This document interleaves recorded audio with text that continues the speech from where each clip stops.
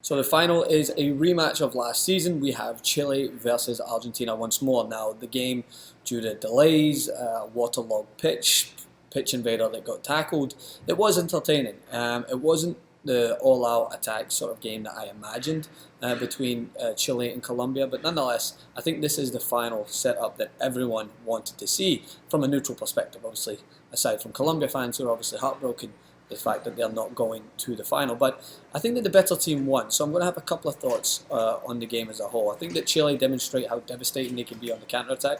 It's something that we've alluded to throughout. They started a little slower in this competition, but when you get Chile in full swing, there's no one better at going forward. Their first goal highlighted that. I mean, a poor decision from Sanchez coming back. That's what happens when you bring an attacking player back into the box. He doesn't understand, obviously, where to position your body defensively, and his header lands right in the path of the Chilean player to go through and put it into the back of the net.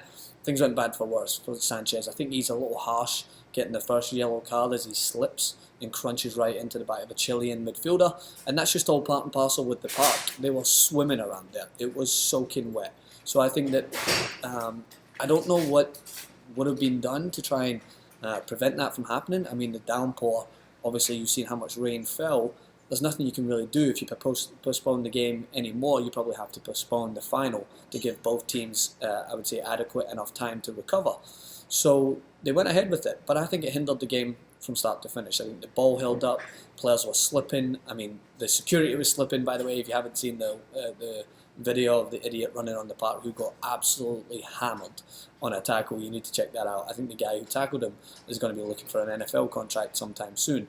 Their claim to fame at times. I think they go a little overboard with how many of them have to chase a fan coming on the park. I think they're all trying to get that moment in front of the camera, but nonetheless, it was kind of funny to watch. It lightened the game a little bit. But then Chile going forward again, it was 11 minutes and they were 2-0 up. At that point, Chile are one of the strongest teams at withholding their lead. So I didn't see Colombia at any point really bouncing back. James had a shot that deflected. The referee didn't assist things. I think that he wasn't really aware of the fact that how slippery the park was, and that meant there was a lot of harsh challenges going in. I think Chile fans are glad that Arturo Vidal wasn't on the park, because he would have definitely picked up even more yellow cards than he's already obtained.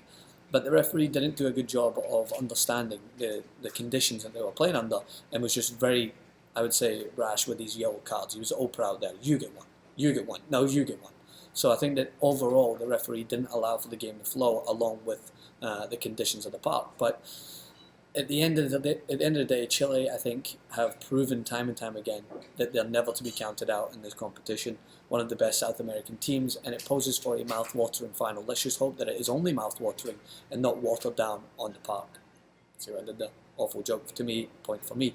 Either way, it will be at the MetLife, so let's hope that conditions remain fine and that the game will go ahead as planned. And then we have the third and fourth place game. So the USA will take on Colombia, look to try and get some revenge after the opening day defeat to the Colombians. I'm sure they'll look to try and salvage some sort of grace if they can beat the US and finish third.